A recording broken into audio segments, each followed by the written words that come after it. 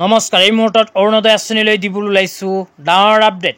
তো যিসকল মানুহে অৰুণোদয় আঁচনি 1250 টকা পোৱাৰ বাবে অৰুণোদয় আঁচনিত আবেদন কৰিছিল, লগতে যিসকল মানুহৰ নাম আগৰ পৰাই অৰুণোদয় আঁচনিত অন্তৰ্ভুক্ত হৈ আছিল, সেইসকল মানুহে যদি অৰুণোদয় 3.0 আঁচনি 1250 টকা নিজৰ বেংক একাউণ্টত পাব বিচাৰে, তেন্তে অতি সোনকালে এইখন ফৰ্ম ফিল আপ কৰি জমা দিয়ক। তো কোনখন ফৰ্ম ফিল আপ কৰিব লাগিব, কিয় ফিল আপ কৰিব লাগিব, সবিস্তাৰে আপোনালোকক জনাই দিছোঁ। অনুগ্ৰহ কৰি মোৰ চেনেলত নতুনকৈ ভিজিট কৰিলে প্লিজ চেনেলটো ছাবস্ক্ৰাইব কৰি মোৰ লগত থাকিব।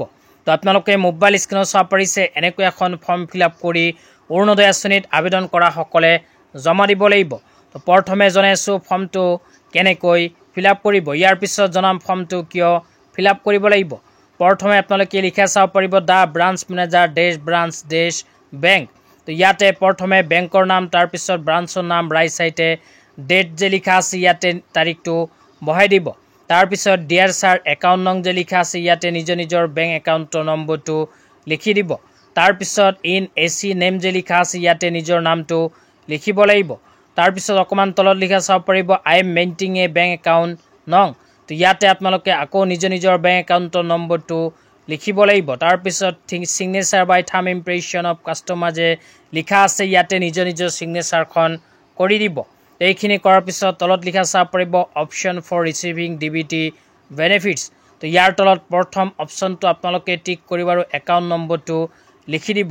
যোনখন একাউণ্ট আপোনালোকে অৰুণোদয় আঁচনিত জমা দিছে সেই একাউণ্টৰ নম্বৰটো লিখি দিব। এইখিনি কৰাৰ পিছত লেফ্ট ছাইডত লিখা চাব পাৰিব ছিগনেচাৰ।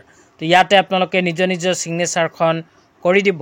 ছিগনেচাৰ কৰাৰ পিছত তলত নাম লিখিব, মোবাইল নম্বৰ দিব, ইমেইল এড্ৰেছ দিব, আকৌ ৰাইট চাইডে ছিগনেচাৰ আপোনালোকৰ কৰিব লাগিব। এইখিনি কৰাৰ পিছত আপোনালোকে এইখন ফৰ্মৰ লগত নিজৰ আধাৰ কাৰ্ডৰ জেৰক্স কপি আৰু বেংক একাউণ্টৰ জেৰক্স কপি সহ নিজৰ বেংক ব্ৰাঞ্চত গৈ জমা দিব। এইখন ফৰ্ম আপোনাৰ বেংক ব্ৰাঞ্চত গৈ জমা দিলে আপোনাৰ বেংক একাউণ্টৰ লগত আধাৰ কাৰ্ডখন লিংক হৈ যাব।